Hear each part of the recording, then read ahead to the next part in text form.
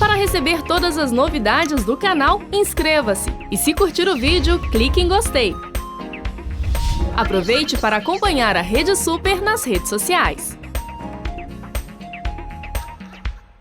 E hoje, gente, nós vamos continuar falando sobre direito do trabalhador, tema que começamos a falar semana passada, mas foi algo que tantas pessoas tinham tantas dúvidas e é um tema tão vasto que o nosso querido advogado, doutor Irlan Mello, trouxe hoje.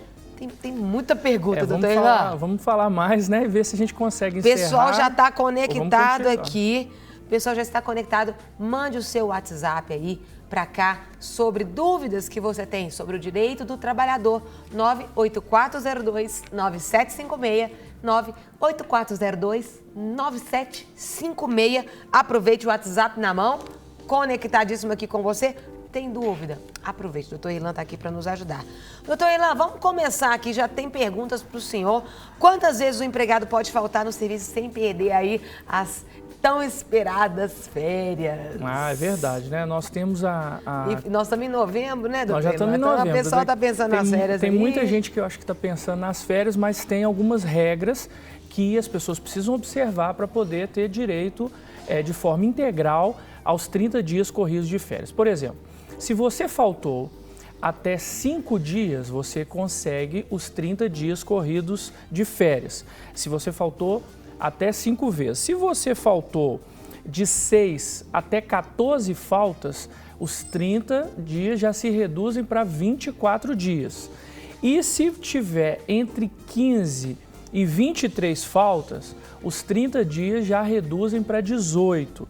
E no caso de 24 a 32 faltas, ainda teria direito a 12 dias. A partir de mais de 32 faltas, além da pessoa correr o risco, né, de abandono de emprego, tem também, ela perde o direito às faltas, às férias corridas. Entendi. Então, o máximo que você pode não ter as férias descontadas são 5 dias. Até 5 dias você vai ter os 30 dias normais. Ok.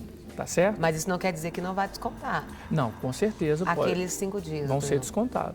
Não, a questão é a seguinte, por exemplo, eu tive 5 dias de falta. Isso. Independentemente da questão de você ter justificativa ou não. Tem casos que você tem justificativa e tudo mais. Se você não tem a justificativa, depois de 5 dias... com 5 dias, você vai ter o desconto dos dias, porém você não perde o direito às férias, né? A gente tem até perguntas que estão chegando para a gente, doutor Irlan. Caso de abandono de emprego. Sim. Né? O tempo, a empresa tem que avisar o funcionário, não tem como que fica, qual que é o direito, não tem direito nenhum. Isso. Quando há o abandono de emprego, então considera-se que a rescisão ela foi feita por iniciativa do empregado. Certo. Então, vamos imaginar que a pessoa abandonou o emprego, não retornou mais, ela tem direito, sim, ela tem direito a quê? Receber os dias trabalhados, ela tem direito de receber, se ela tiver mais de 1 ano de serviço prestado, ela tem direito de receber as férias, ela tem direito de receber o 13º proporcional, ela não vai poder fazer o saque do fundo de garantia, mas os valores têm que estar depositados. Agora, normalmente, o que se acontece? Você precisa de pelo menos 30 dias para configurar o abandono. Então, por exemplo, a pessoa sumiu. É importante que a empresa, no caso, envie um telegrama para informar. Existem casos, por exemplo, que a pessoa até publica no jornal que a pessoa não voltou, para se resguardar, no caso da empresa, né? É importante que as pessoas sempre tenham os seus endereços sempre atualizados para que numa situação dessa a empresa possa ter uma forma de entrar em contato. Entendi.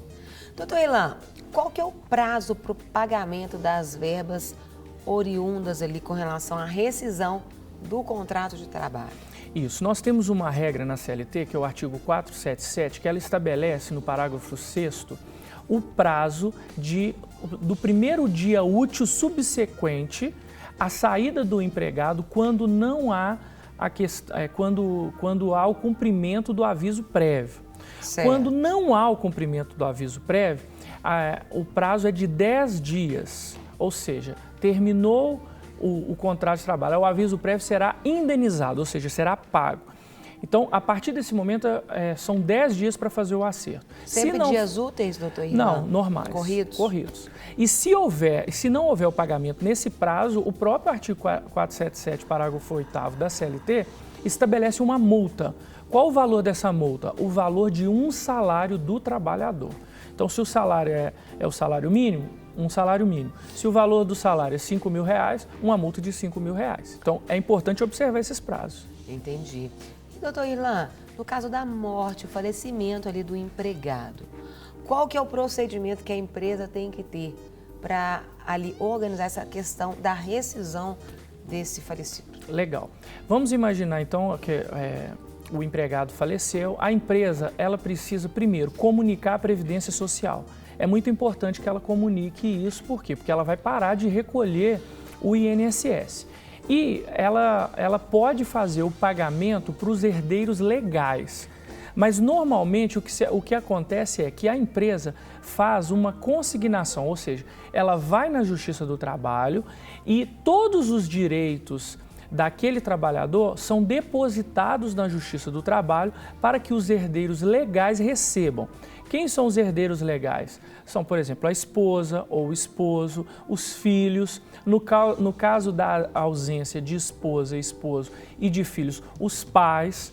Então, assim, é importante que, no caso da viúva, que ela procure a empresa, comunique, leve o atestado de óbito. E no caso da empresa, que ela comunique o INSS e se for mais prático, faça o depósito judicial. E aí eu pergunto, doutor Irlan, qual que é a quantidade de hora extra permitida máxima para aqueles funcionários de condomínio? É interessante, porque os funcionários de condomínio, normalmente, você tem uma convenção coletiva que se estabelece uns limites, né? E a convenção coletiva, no caso de condomínio, são 2 horas extras, seria o máximo, né? Seriam as horas suplementares. Normalmente também é o limite da CLT, que são 2 horas extras. A partir daí, você já tem assim, algo que fica ilegal, passível de multa. Tem uma pergunta que chegou aqui, você pode aproveitar e enviar a sua pergunta no nosso WhatsApp 984029756. Graça e paz, quero saber se como no caso, ela recebe aqui pelo INSS, tem direito ao PIS ano que vem. Se eu não estou entendendo bem, né? Se ela é aposentada ou se ela é pensionista. Não fala, e se ela recebe do INSS uma pensão e ela trabalha, ou seja, ela é funcionária, né, de uma empresa e o seu salário está dentro das regras do PIS, ela vai receber. Agora, se ela é pensionista, se ela é aposentada, aí não vai receber. Tem uma outra pergunta aqui. Quando a pessoa assina a carteira, o empregador pode ficar até 2 anos ali sem férias?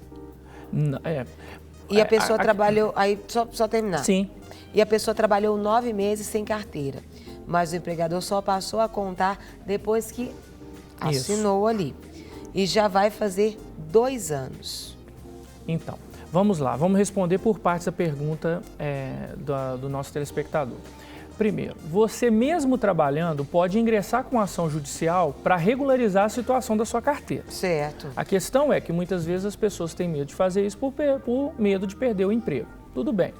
Você pode ingressar com ação reivindicando sempre os últimos 5 anos. No caso, ela diz que está trabalhando lá tem 2 anos, né? Certo. Vamos imaginar que ela fique mais 4 anos. Se ela ficar mais 4 anos, ela vai perder o direito de reclamar esse período que ela está pleiteando aí. Entendi. Porém, no caso, por exemplo, a primeira parte da pergunta, imagina que a pessoa está trabalhando há 2 anos sem férias. O que a lei diz? A lei diz que ela tem direito de receber esse período não gozado de férias em dobro, além de ter o direito de tirar também as férias, né?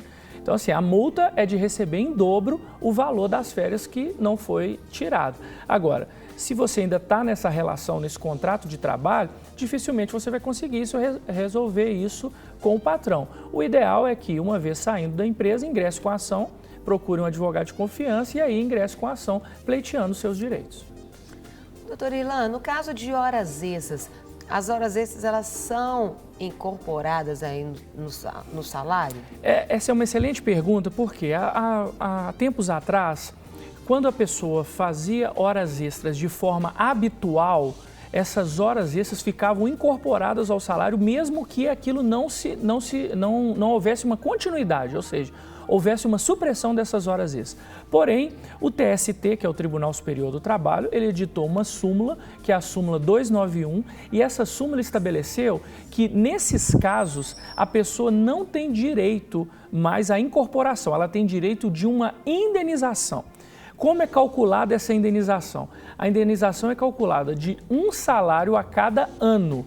Então, por exemplo, se nos últimos 12 meses,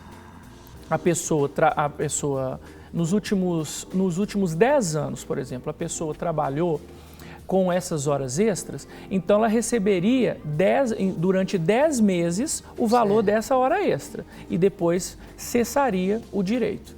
Mas não tem mais essa garantia de incorporação que antes tinha. Doutor Ilan, sim, existe alguma precedência ali no caso de aplicação da penalidade? Advertência, suspensão, existe alguma para que sejam aplicadas essas penalidades? Então, a lei, a jurisprudência, a doutrina, ela sempre fala na questão do caráter pedagógico. Certo. O que é o caráter pedagógico? É tentar instruir a pessoa que está sendo advertida, que está recebendo uma penalidade, para que essa pessoa ela possa mudar o seu comportamento. Então, é de bom grado e, normalmente, a justiça entende que você precisa ter uma gradação das penalidades. O que é isso? A pessoa cometeu um erro. Esse erro não é um erro passível de demissão. Então, uma advertência. Exemplo, chegou atrasado, uma advertência. Mas essa pessoa repetiu esse erro e, na sequência, ela chega atrasado de novo. Ela pode aumentar essa penalidade para uma suspensão.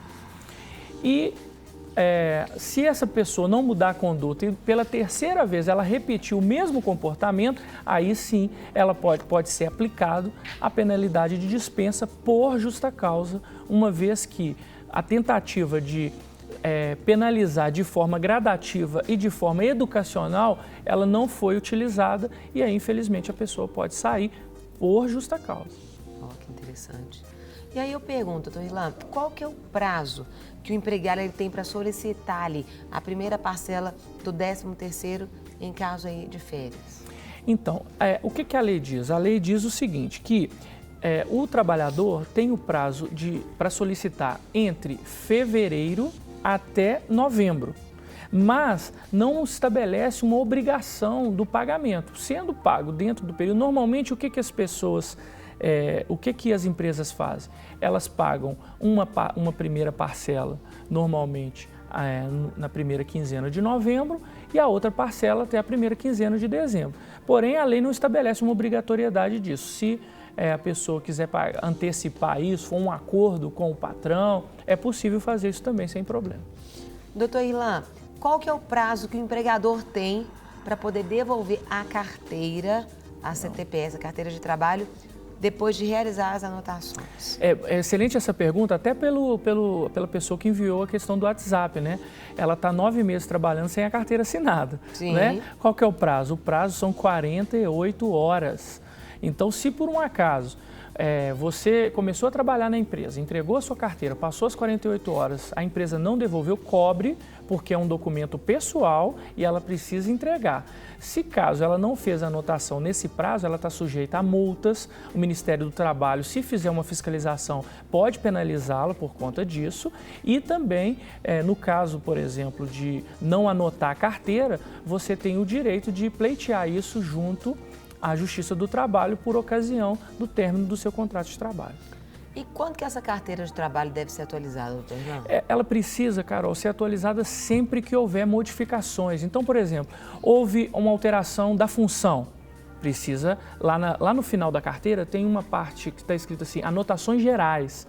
Então, ali você anota, ó, alterei a função. Alteração de salário, alterou o salário. Houve um dissídio. Anota-se também para ter os valores. Então, isso é muito importante, por quê? Porque a sua carteira, estando atualizada, no caso de saída, você tem como informar para o próximo empregador o real salário que você fazia, as funções, né? A sua classificação, isso é muito importante. Doutor Irlan, quais as hipóteses aí que o empregado ele pode deixar de comparecer ao serviço e não vai afetar ali o recebimento do salário? Carol, são várias hipóteses, né? Primeiro, por exemplo, houve o falecimento do cônjuge, de ascendentes, né, descendentes, filhos, uma pessoa que vivia sobre a responsabilidade do empregado. São 2 dias úteis. Por exemplo, a pessoa se casou, são 3 dias úteis. Normalmente a pessoa fica muito mais para ter a lua de mel e tudo mais, mas a CLT estabelece esse prazo. É por isso que a maioria das pessoas, quando se casa, normalmente junta com as férias, mas são 3 dias úteis. No caso, por exemplo, de nascimento de filho, né? São 5 dias úteis no caso do homem, né? No caso da mulher tem a licença maternidade. E também, por exemplo, no caso de serviço militar, né? São até 2 dias. No caso, por exemplo, para você regularizar sua situação com o Tribunal Regional Eleitoral, até 2 dias também. E existem também, por exemplo, aquelas situações onde você precisa acompanhar o seu filho menor numa internação. Nesse tipo de situação, menores de até 14 anos, você tem um limite de 3 vezes no período de 12 meses. Ou seja, não tem um tempo estabelecido, porque a criança pode necessitar de ficar internada por algum tempo. Mas você pode fazer isso até em 3 períodos consecutivos dentro de 12 meses, sem prejuízo do salário. E, doutor Irlan, sobre o banco de horas, Sim. É possível você implantar aí o banco de horas para os empregados de condomínio? É possível, não só para os empregados de condomínio, mas também para todos os empregados de maneira geral. Porém, precisa estar previsto na convenção coletiva de trabalho. Não é simplesmente a empresa falou, a partir de agora, aqui na empresa é banco de horas, e aí nós vamos começar a fazer dessa forma. O sindicato precisa estar ciente, ou então a convenção coletiva precisa autorizar. Caso contrário, esse tipo de situação é considerada hora extra que vai ter que pagar normalmente com o acréscimo legal de 50% ou os acréscimos previstos nas convenções, que normalmente são de 75% a 100% da hora trabalhada. Doutor Irlan, o senhor não tem dimensão. Terminou? De quantas perguntas nesse WhatsApp. Sim. Muito bom. Vamos terminar na próxima, então? Falar mais uma vez? Que aí a gente fala mais uma vez e termina esse tema, né? Pelo menos assim, de maneira geral. Tem pergunta demais para o senhor. É isso aí. Muito obrigado, quero agradecer. É sempre muito bom, muito realmente ter esse conhecimento. O senhor dá uma aula, viu? Obrigado. Graças a Deus, né? O senhor é bom. Que bom, que bom. Para receber todas as novidades do canal, inscreva-se. E se curtir o vídeo, clique em gostei. Aproveite para acompanhar a Rede Super nas redes sociais.